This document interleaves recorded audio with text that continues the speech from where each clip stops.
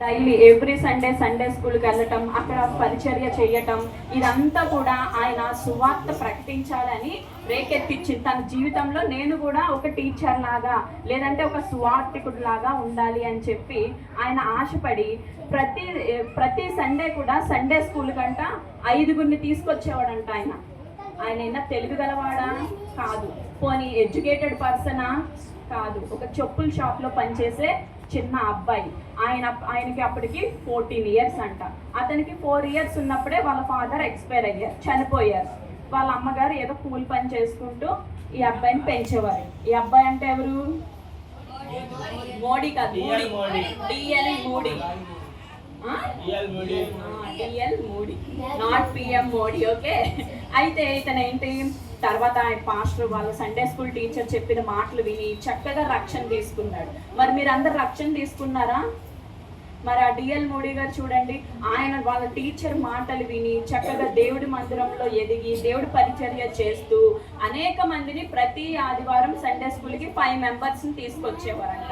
అలాగా నేను కూడా సువార్త పరిచర్య చెయ్యాలి, నేను కూడా 10 ప్రాంతాలకు వెళ్ళి సువార్త ప్రకటించాలి, దేవుని ప్రేమ అందరూ తెలుసుకోవాలి అన్న విశ్వాసంతో బయటకు వెళ్ళి సువార్త చెప్పి అట్లాగా 3 సంవత్సరాల్లో 1000 మందిని రక్షించాడంట. ఆయన 3 సంవత్సరాల్లో 1000 మందిని ఆత్మల్ని రక్షించాడు. అంటే 1000 మందిని 3 సంవత్సరాల్లో దేవుడి సన్నిధికి తీసుకొచ్చాడంట.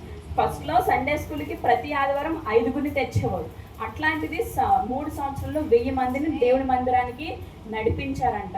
అసలు చెప్పులు పని చేయటం ఏంటి, ఆయన ఒక గాస్పల్గా, ఆయన ఒక సువార్తికుడుగా అయిపోయాడు చివరికి. ఆయన అంటే ఒక సండే స్కూల్కి, అంటే ఆయన చిన్నప్పటి నుంచి వెళ్ళిన సండే స్కూల్కి కాకుండా వేరే పరిచర్య చేయడానికి సండే స్కూల్కి వెళ్తే ఆ సండే స్కూల్ టీచర్కి ఒక అతనికి హెల్త్ బాగోక నోట్లోంచి బ్లడ్ వస్తుందంట. బ్లడ్ వస్తూ ఆయన హాస్పిటల్ అడ్మిట్ చేసేటప్పుడు ఆయన మాట అన్నారంట, నేను ఇక మిమ్మల్ని పరలోకంలోనే కలుసుకుంటాను అని. అప్పుడు ఈ డిఎల్ మోడీ గారికి తన హృదయంలో ఒక ఆలోచన వచ్చింది, అమ్మో ఈ రోజే మనం చనిపోతే రేపు పరిస్థితి ఏంటి, తర్వాత పరిస్థితి ఏంటి, అందుకు రక్షణ తీసుకోవాలని చెప్పి అప్పుడు ఆయన రక్షణ తీసుకొని దేవుని సువార్తకి పరిగెత్తేవాడంట. అట్లాంటి మనిషి, ఎక్కడ పేదరికంలో పుట్టిన మనిషి దేవుడికి లోబడి దేవుడి పరిచర్య చేస్తూ రక్షణ పొంది అనేక ఆత్మలు దేవుడి సన్నిధికి ప్రేరేపించినాక ఆయన ఒక మంచి పెద్ద సువార్తికుడుగా అయిపోయాడు. దేవుడు చూడండి ఎంత అలాగా హెచ్చించాడు ఆయన్ని. అసలు పేదరికంలో అంతలా పుట్టడం ఏంటి, లేని వాళ్ళ కుటుంబంలో పుట్టడం ఏంటి, కానీ ఆయన ఫైనల్గా లాస్ట్ స్టేజ్లో ఒక మిషనరీ ఇన్స్టిట్యూషన్ని స్థాపించాడంట. మిషనరీ ఇన్స్టిట్యూషన్ అంటే ఒక బైబిల్ ఇన్స్టిట్యూషన్ని స్టార్ట్ చేసి అందులో సువార్తికుడిగా పనిచేశాడంట. ఇందుని బట్టి మీకు ఈ దీంట్లో అసలు మిస్టరీ ఏంటని అర్థమవుతుంది చెప్పండి యవనస్తులు. దేవుడి మాటకి లోబడితే మనం ఏదైనా సాధించగలం, అవునా? మీరు ప్రతి ఆదివారం సండే స్కూల్కి వస్తున్నారు, ఎంతమందిని తీసుకొస్తున్నారు? అసలు ఎవరికైనా సువార్త ప్రకటిస్తున్నారా? ఇప్పుడు నేర్చుకున్న CGCలో స్టోరీస్ ఎవరికైనా చెప్తున్నారా? నిన్న నేర్చుకున్నారు లేదా లాస్ట్ ఇయర్ నేర్చుకున్నారు, ఎవరికైనా చెప్తున్నారు దేవుడి ప్రేమ ఇలాంటిది, దేవుడు నమ్ముకుంటే ఇలా చేస్తారు దేవుడు అని కదా? మనం ఎవరు కూడా, ఈవెన్ మీ ఆల్సో, నేను కూడా అట్లా చెయ్యను. కానీ ఆయన చూసారా, ఆయన స్థితి ఏంటి, తుదుకు దేవుడిని నమ్ముకున్నాక ఆయన స్థితి ఏంటి అనేది మనం తెలుసుకోవాలి. అట్లానే మనం కూడా ప్రతి ఆదివారం మన చిన్నపిల్లలు, మీరు ప్రతి ఆదివారం మీరు చర్చ్కి వచ్చేటప్పుడు మీ ఫ్రెండ్స్ని కూడా తీసుకొని రావాలి, అవునా? మీరు ఇక్కడ వింటున్న వాక్యాలు లేదా మీరు వింటున్న స్టోరీస్, సాంగ్స్ అన్నీ కూడా ఎవరితో షేర్ చేసుకోవాలి? మీ ఫ్రెండ్స్తో. అవి ఎప్పుడు కూడా మర్చిపోకండి, ఓకేనా? మీరు నేర్చుకున్న వాక్యాలు ఎప్పుడు కూడా మర్చిపోకుండా మీ ఫ్రెండ్స్ చెప్తే వాళ్ళకు కూడా ఇంట్రెస్ట్ కలిగి అప్పుడు ఏంటారు, ఆహా యేసు ప్రభు ఇలానా, దేవుడు అలానా, దేవుడు నమ్ముకుంటే అన్ని కార్యాలు చేస్తారా అని వాళ్ళు కూడా దేవుడు నమ్ముకుంటారు, ఓకేనా? ఇక్కడ నుంచి ఎవరైనా అలా ఉంటే మీ ఫ్రెండ్స్ని కూడా ఎవరైనా ఇతరులని ప్రేమించండి.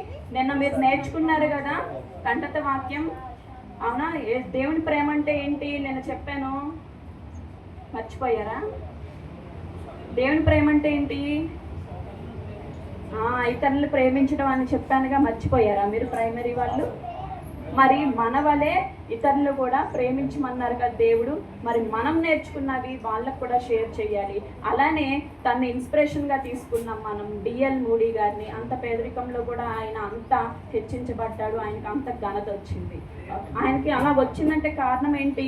చిన్నతనంలోనే సండే స్కూల్ పరిచర్యలో ఎదిగాడు. ఆయన సండే స్కూల్లో ఎదిగాడు. చిన్నప్పటి నుంచి బైబిల్ స్టోరీస్ తెలుసుకున్నాడు. దేవుడు అసలు తెలియని వ్యక్తికి దేవుడు ఏంటో తెలుసుకున్నాడు. ఆయన యొక్క ఉన్నతమైన స్థలమునకు ఆయన కూడా చేర్చుకున్నాడు.